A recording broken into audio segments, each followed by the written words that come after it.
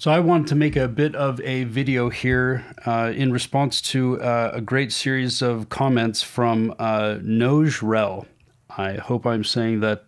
I hope I'm saying your name right, your username at least. Nojrel writes very, very appreciative of you enjoying the comments. But this person says that I like to think about what a person's values are, right? Those core value attributes that guide their decisions. One that I hold very dear, especially in today's easily offended and divisive world, respect. Yes. The application for me means I respect everyone despite disagreements. So I'm interested to hear your thoughts over various values, what it means, what it looks like when applied to self, to other individuals, and other groups. Goes on to say, watch a lot of police badge cam videos. And I love seeing ones where the bad guy is treated with dignity after being apprehended. Yeah, what a weird time in the world. I get tired of saying that, honestly. I think it's a weird time for me just because, I don't know, I'm paying more attention. Maybe it's always been a weird time. I'm probably going to get tired of saying that. I have had the chance to talk to a few law enforcement officials that I know. I've talked to a person or two that when I talk about my concerns with people with badges being able to abuse power and not have a lot of recourse, some of them, a person or two have become indignant, right? Saying, you don't know what you're talking about, and, violence, schmiolence. Okay, that's a perspective. I also think that that's probably indicative of a bit of a hidden tragedy there, that what causes a person to get jaded like that? It's probably when you have to call in the police. You're not calling them because you're saying, hey, I'm having the world's best day ever. The tastiest meal has just prepared, and I want you to come take a bite of it. I'm just having an awesome day. I tell this to the customer service guys at work, that the guys and gals of the customer service world, I worked phones on a customer service line many years ago, right? People aren't calling in because they're saying, hey, I'm having the world's greatest day. I had to call somebody. I wanted to call you to tell you about it, right? They call in because they're having trouble and they're frustrated and they're angry. When police show up, it's because somebody somewhere is doing something that, at least according to one person's opinion and or observable behavior, receptacles, their eyeballs, their ears, etc., something is not going according to law, or at least they're going, something's weird, I need help, right? I see how people could get jaded to this stuff. But I also have had the chance to talk to a few, and honestly, it's been jailers. It's been a couple guys I know that work at various county jails. And I'm not super familiar with the inner workings of the justice system in my state or area, or I try to learn these things, but it's complex. Some might wonder, and I might wonder with them, if it's overwrought, right? If it's a little too complex. We'll leave that for another time.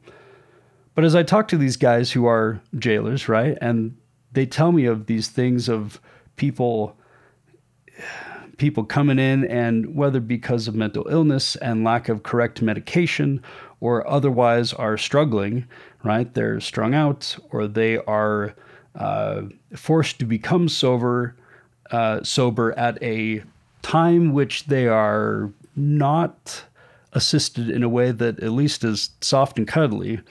That my friends, right, these people who are employees and officers of the law and working at jail, they tell me stories of getting called all sorts of names, and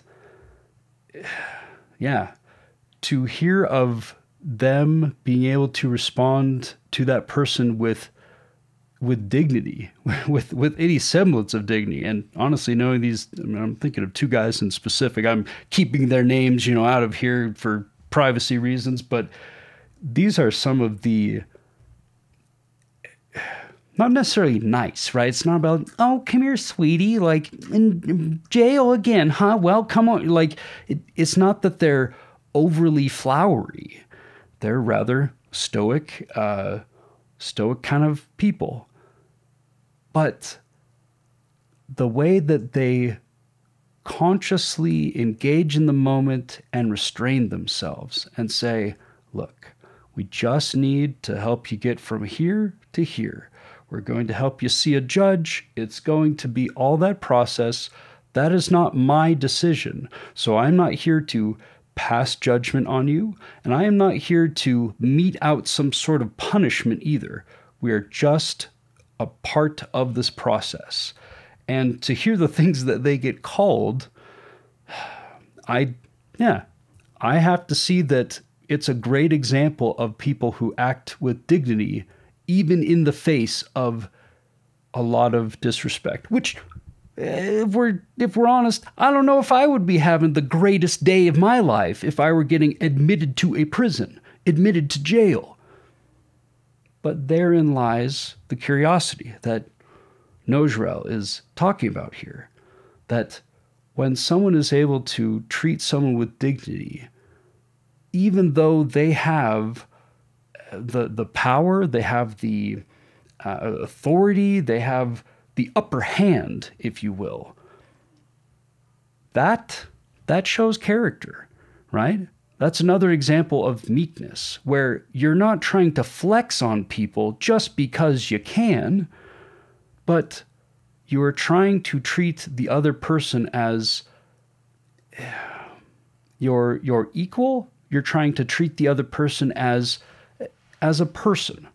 That even if you have disparate roles in the situation, you are two humans engaged in a situation, not human and trash.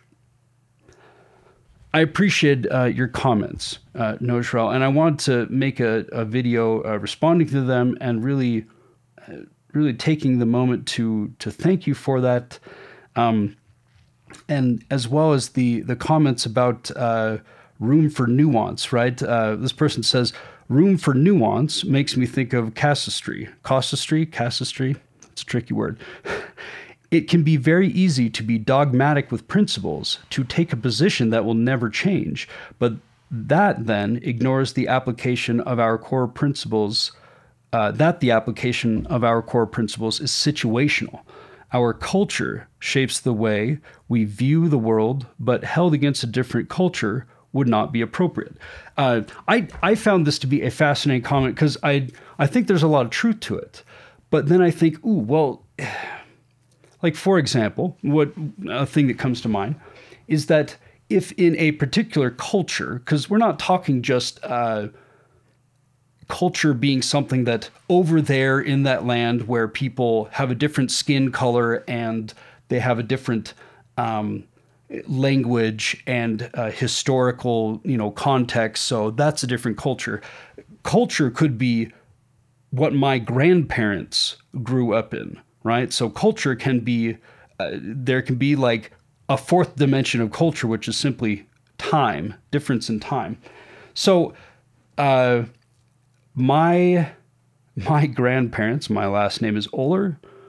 I come from a line of German ancestors who probably, from everything I understand, were incredibly strict authoritarian style parents. There were benefits to this. There were cons to it, right? As with anything. But I found this to be interesting because while I believe in disciplining children, I have come to personally find that hitting them is not okay. As someone I once knew pointed out, well, he challenged me as I was trying to consider the line myself, and he said, can you tell me exactly where the line is between like spanking your child and hitting your child? I wasn't able to articulate a line. And it was his belief that that's because it doesn't really exist. That was a very interesting time for me. Long time ago as a parent, I adopted a very strict, like for myself, no spanking policy. The next thing, anytime I bring this up, there's always at least one person who goes, but what about discipline? Ooh, let us divorce in our minds and in our context here, spanking from discipline.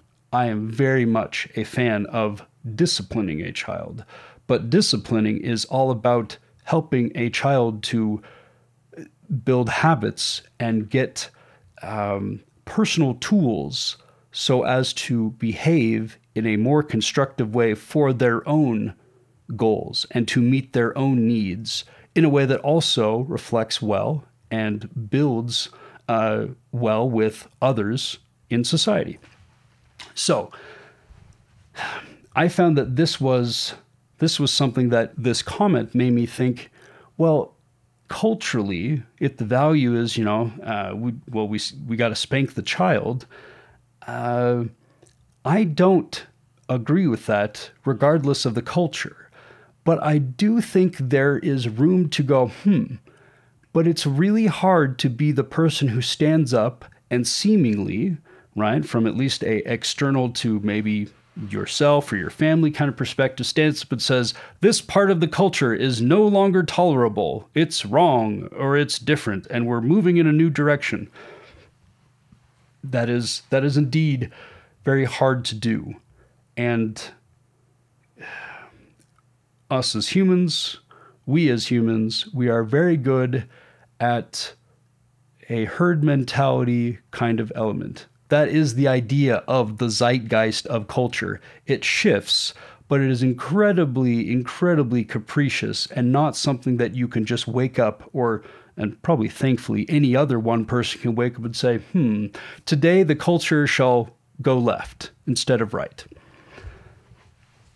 But it also makes me think of the idea of Immanuel Kant, right? The Kantian idea of duty and of ideals. He really encouraged people to act in a way that you would be okay with others acting towards you. Something I've thought, at least in the political realm, is that if I wouldn't want a law to be enacted, well, let's scratch that. If I do want a law to be enacted, right? Because government generally is all about, we start from the freest point and then we start to curtail that freedom based on kind of the John Locke, the public agreement with other people, right? The contract that we all kind of get into. But if I wouldn't give the power to enact, to enforce some point of regulation to my political enemy, well, then I probably don't want it for myself, right? If I'm saying, well, I'm okay with that person missing out on their freedom in this thing because they're going to use their freedom stupidly, right? I don't like freedom of speech because those people happen to say the wrong things. Ooh, wait a second here.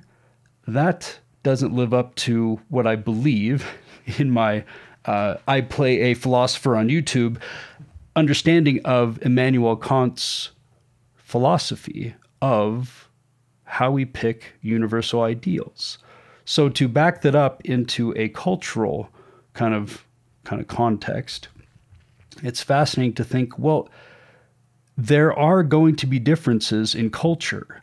And Nojrel, where I believe that we totally agree is where you're pointing out that there are totally differences in culture and we can have empathy and we can understand where those people are coming from and why it is such that they didn't just wake up one day, think, what would be something that would really irk Neil or, the hero of our tale, right? You, the viewer. They were part of a larger process, a ever-evolving hand-me-down societal zeitgeist, the spirit of the times. And while we may look at that and say, ooh, from my perspective, I can kind of see from an outsider's perspective where that actually doesn't look like a Kantian, it doesn't pass muster for the Kantian ideal. We look at this and think, I don't think you'd want people to do that to you. I mean, this is why things like racism don't stand up to the test, right? I'm okay with treating other people as less than me based on visual characteristics.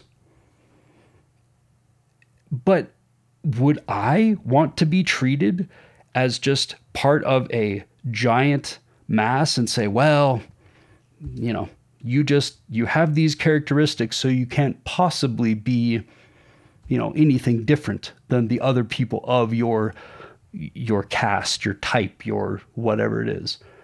This doesn't stand up to Kantian idealism in my mind. So, Nojrel, I don't know that I will always get to be able to make individualized videos for people who respond to my videos, but darn it all, you are excellent and engaging in these kind of things. And yes, I'm tickled when people leave comments, and please, for both the algorithm and the algorithm of my ego, only partially kidding, feel free to leave a comment down below. But when someone is kind enough to say, hey, good job with a video, and then when I say, hey, I'd love to know more about your thoughts, and then that person writes like, 3 paragraphs of decently well thought out responses to that, hey, I'm here for it. Thank you for watching. I really appreciate it. Looking forward to more engagement. And anyone who, if you're watching this and thinking, well, I would love to engage as well, please do so. I would love to talk to you. Eventually, what I'd love to do is be able to take some sort of have live calls, or be able to talk to people online, and simply we time box it, we pick a topic, and then we shoot the breeze, but in a way that is hopefully expanding to our minds and appreciative of different viewpoints, regardless of where we do and don't agree. But we can demonstrate for the rest of our fellow mankind, right, fellow people kind, that it is possible to have conversations across supposed divides, because what unites us is our shared brotherhood and sisterhood of the human race. So, thank you for watching. I really appreciate it. Nojrel and everybody else. And I'll catch you next time. Thank you so much for watching. I really do appreciate your participation. I appreciate the comments. I appreciate the time that you spend journeying with me through different thoughts and experiences I have. I have set up a Patreon. I am new to this and would love to have your help, and would love to be able to make more of these videos and have them be more polished and more intricately produced.